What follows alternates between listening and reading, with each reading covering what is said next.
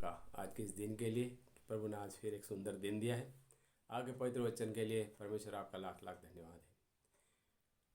प्यारे प्रभु के साथ हम जब अपनी संगति के विषय में बात करते हैं तो प्रभु चाहता है कि हम और प्रभु के नज़दीक आएँ और प्रभु के साथ संगति करें और शुद्धता से पवित्रता से प्रभु के नाम की महिमा करें। अब हमारी इच्छा होती है कि हम परमेश्वर से कुछ न कुछ मांगते रहें, प्राप्त करते रहें, कमी घटी के लिए मांगते रहें, मनोरथ के लिए मांगते रहें। आज हम मनन चिंतन करते हैं परमेश्वर के वचन में कि प्रभु की इच्छा में हम क्या मांगें।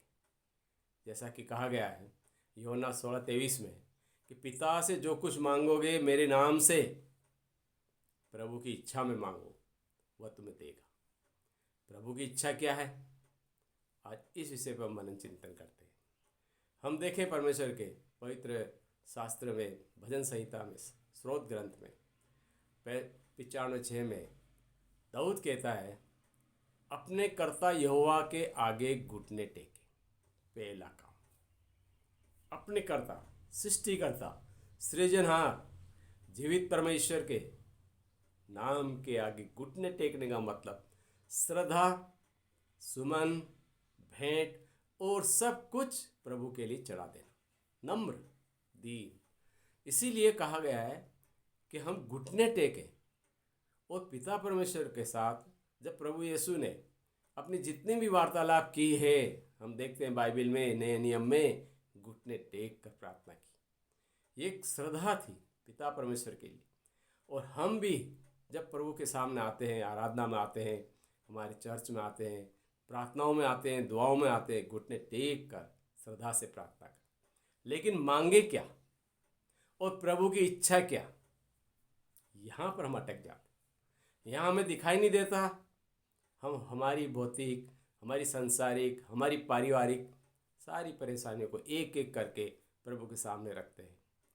लेकिन सबसे सुंदर प्रार्थना जो प्रभु यीशु ने बताई, हे हमारे पिता, जो प्रार्थना है, उस प्रार्थना में 3 बिंदु शुरू के परमेश्वर के, परमेश्वर की महिमा के, और बाकी के 7 बिंदु प्रार्थना के जो है वो हमारी आवश्यकताओं के। रोज़ की रोटी, पापों की क्षमा, बुराई से बचा, हम दूसरों को क्षमा करें। कितनी सुंदर प्रार्थना। इन सारी बातों का जब मनन चिंतन करते हैं तो यहाँ हमारी आवश्यकताएं पूरी प्रभु को हम चढ़ा चुके हैं।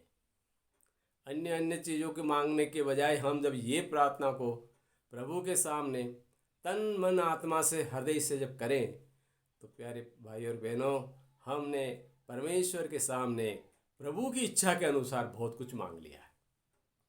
बहुत सी बातों का प्रभु यीशु ने यहाँ निचोड़ दे दिया। हम देखें मत्ती 24:4 और मरकुस 13:5 में प्रभु यीशु कहते हैं, कोई भरमाने न पाए, सावधान, कहाँ मांगना है, कहाँ जाके क्या करना है, कितनी आवश्यकता से मांगना है, प्रभु के पास कौन सी संगति के बिना मांगने जा रहे हैं, सावधान।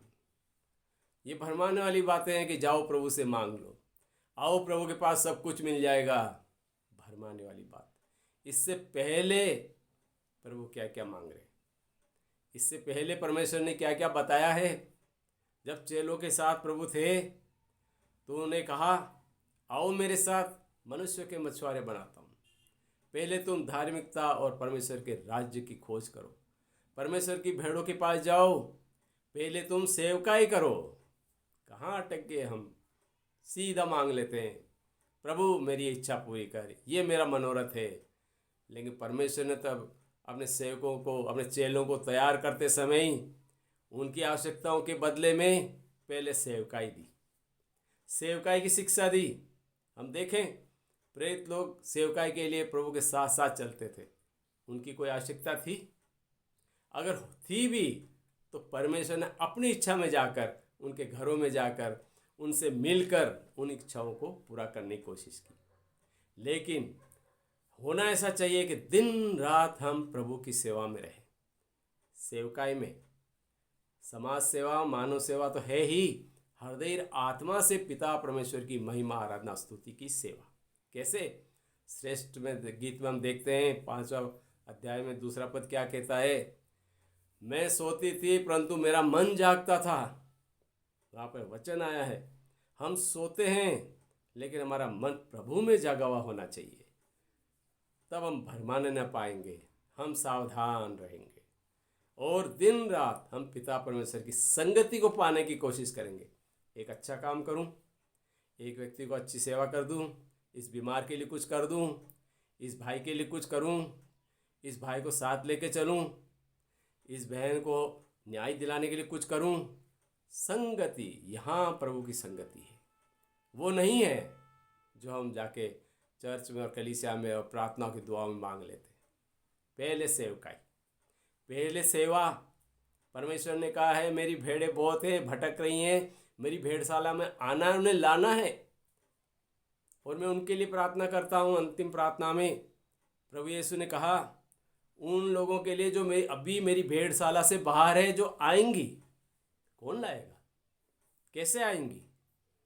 परमेश्वर का जन, परमेश्वर का विश्वासी, हर भक्त उन भटकी हुई भेड़ों को, उन अंधेरे में पड़े लोगों को, उन पाप की दशा में पड़े लोगों को, जिन्हें उद्धार की आवश्यकता है, जिन्हें प्रभु की आवश्यकता है, जिन्हें प्रभु का आशीष और चंगाई और अनुग्रह की आवश्यकता है, उन तक जाके उन्हें लाना है, उन्हें समझाना है, उन्हें परमेश्वर की सेवकाई में लाने के लिए पहले हम सेवा करेंगे, हम उनकी सेवा करेंगे, हम दिलासा और सहानुभूति की बातें करेंगे, तब वो समझेंगे कि कोई इनमें है।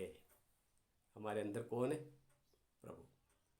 प्रभु हमेशा दूसरों के लिए काम करते। तो इसीलिए प्रभु यीशु ने अपनी सेवकाई के दौरान चेलों को सेवकाई पहले दी। क्या हम करेंगे? उसके बाद प्रार्थना, जब प्रभु यीशु ने प्रार्थना सिखाई कि हमें भी प्रार्थना करना सिखा, जिस तरह योना ने अपने चेलों को सिखाया, उन्होंने भी कुछ प्रार्थनाएं सिखाई। प्रभु यीशु ने कहा ये प्रार्थना करो, हे हमारे पिता तू जो स्वर्ग में। प्रभु यीशु ने सारा निचोड़ वहाँ दे दिया, कुछ भी अलग कुछ मांगने की जरूरत नहीं बताई, सब कुछ उसमें है। खाने पीने से लेके, प्रभु की इच्छा से लेके, न्याय से लेके, पाप क्षमा से लेके, सब कुछ परमेश्वर ने इन 10 बिंदुओं में सब कुछ दे दिया।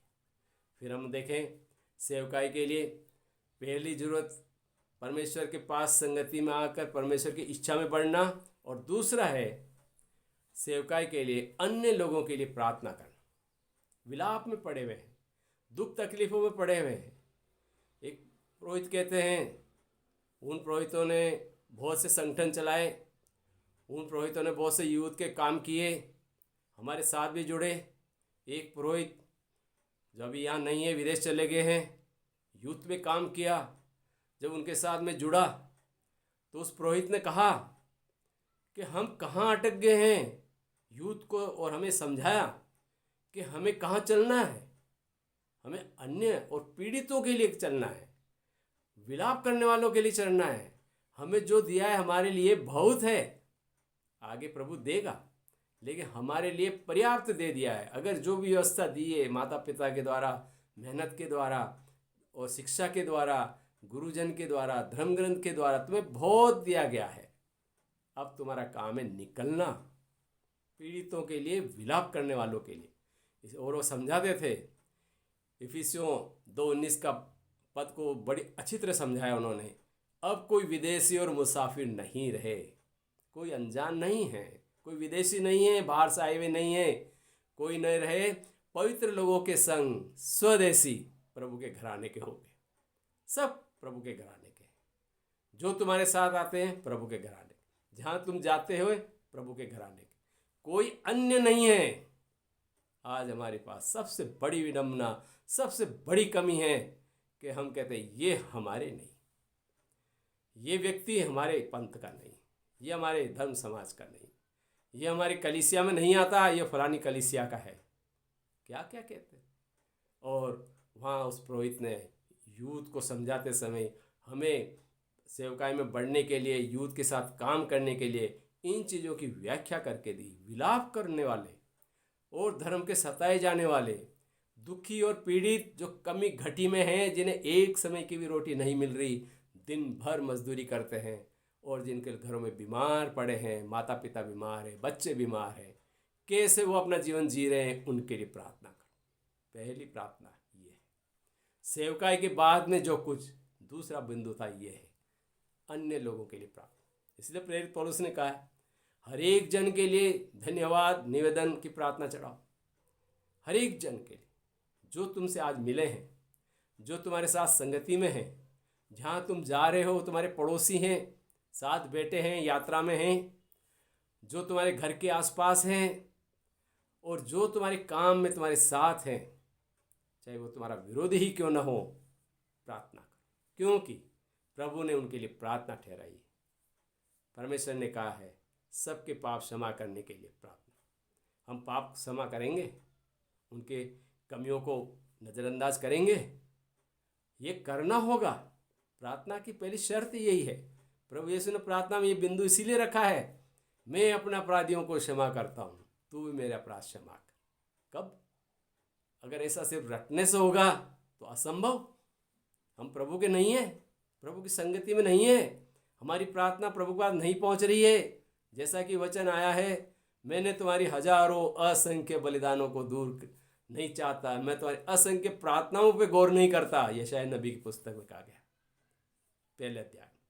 तो हम देखें मत्ती 25:13 में प्रभु यीशु क्या कहते हैं, किस घड़ी प्रभु आ जाएगा, जागते रहो। प्रार्थना हमारे लिए शत्रु के लिए मारक हथियार है।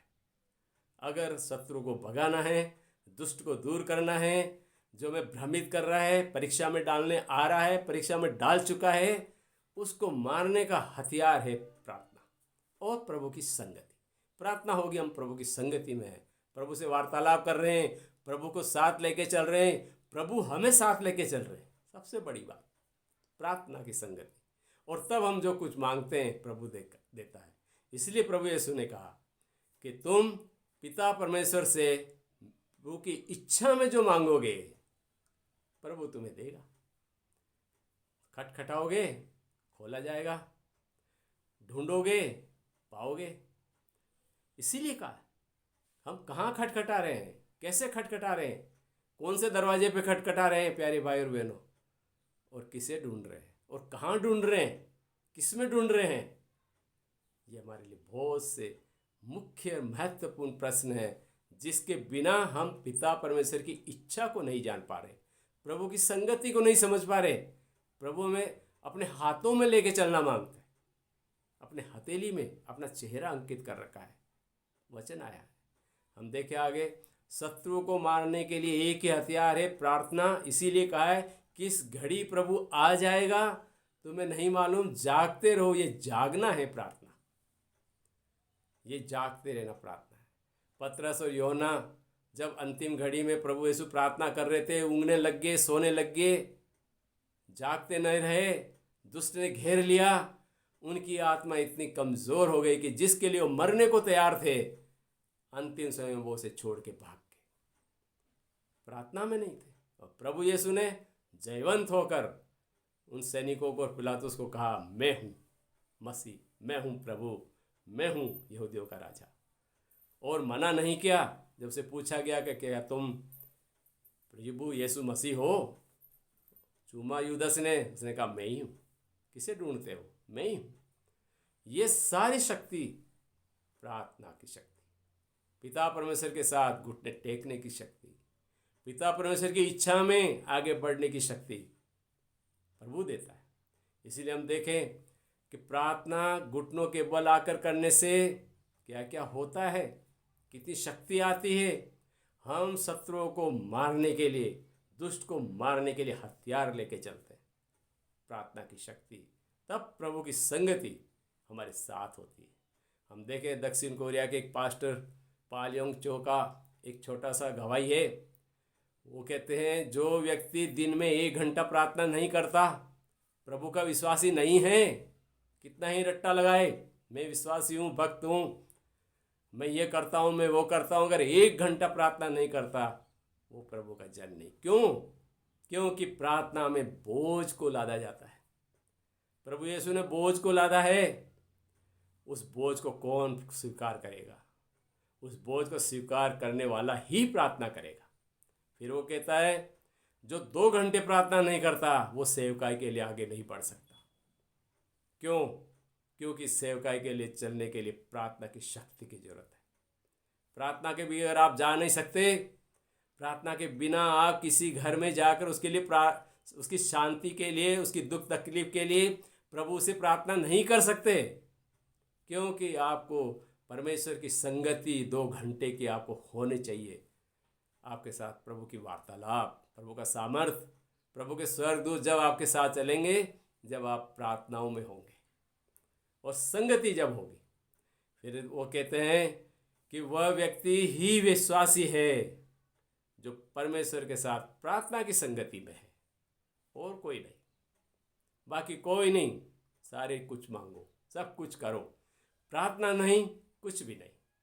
इसीलिए हम देखते हैं कि प्रार्थना के विषय में प्रभु ने हमें कितना कितना समझाकर संगति के विषय में बताया। मेरी संगति तभी होगी, तभी तुम्हें शक्ति मिलेगी, तभी तुम जागते रहोगे, परीक्षा में ना पढ़ोगे, भ्रम में ना पड़ोगे, और प्रभु से जो मांगोगे वो प्रभु तुम्हें देगा, अवश्य देगा, अपनी इच्छा के अनुसार, क्योंकि प्रभु की बहुत सी इच्छाएं हैं।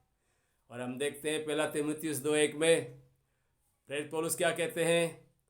सब मनुष्य जाति के लिए विनती और धन्यवाद के साथ प्रार्थना करो। कोई जाति, कोई पंथ अलग नहीं है प्यारे भाई बहनों। मनुष्य जाति, मानव प्राणी प्रभु की देन है, प्रभु की सृष्टि है, प्रभु की रचना है। समस्त ब्रह्मांड के मानव प्राणी प्रभु की रचना, चाहे वो आपके दुश्मन हैं, आपके विरोधी हैं, कुछ चक्र चलाने वाले हैं, आपको हताशा निराशा में डालने वाले हैं, आपका नुकसान करने वाले हैं, लेकिन प्रेरित पौलुस क्या बोलते हैं? सब मनुष्यों के लिए विनती, निवेदन और प्रार्थना करो। उनके निवेदनों के लिए प्रार्थना करो।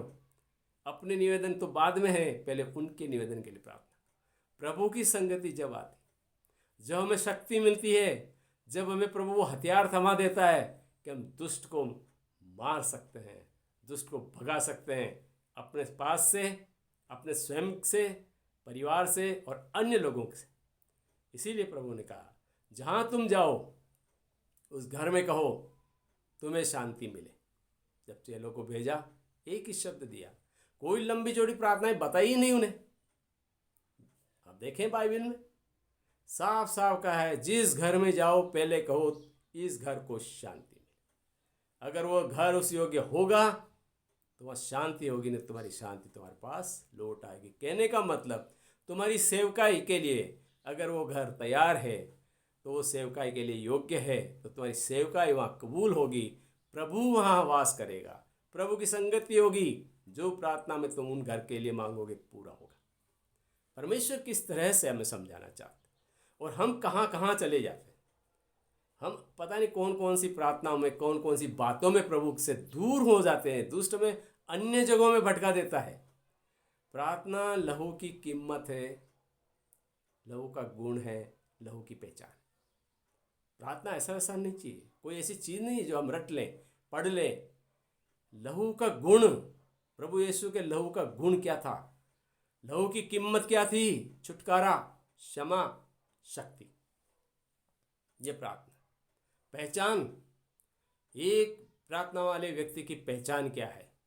प्रभु के सामर्थ्य और प्रभु की उपस्थिति उसके अंदर, प्रार्थना की शक्ति यहाँ दिखाई देती। इसीलिए बिली ग्राम कहते हैं, पास्टर जो अभी स्वर्गलोक हो गए हैं पिछले साल, 2 साल पहले, उनका जब प्रवचन में देखते हैं, उनके जब सुना है मैंने एक जगह, तो उनका एक बात मुझे बार बार कचोटती है कि हमारे साथ ऐसा क्यों नहीं। वो कहते हैं प्रार्थना वो मंच है जहाँ आपका सामर्थ्य प्रकट होता है। किसी घर जाते हैं, किसी के पास जाते हैं, कहीं दूसरी शक्तियों के पास जाते हैं, खड़े होते हैं, वो मंच है आपकी प्रार्थना की शक्ति को प्रकट करने के लिए कि आपने कितनी प्रभु की संगति ली। अगर संगति ली है तो वहाँ प्रकट होगी, दुष्ट भागेगा, उस घर में शांति होगी, छुटकारा होगा, रोगों का इलाज होगा, कमी घटियों के लिए परमेश्वर आपकी प्रार्थनाओं को सुनेगा और अवश्य सुनेगा। क्योंकि आपके पास प्रार्थना की शक्ति है। और प्रार्थना कैसी, अभी हमने सुना।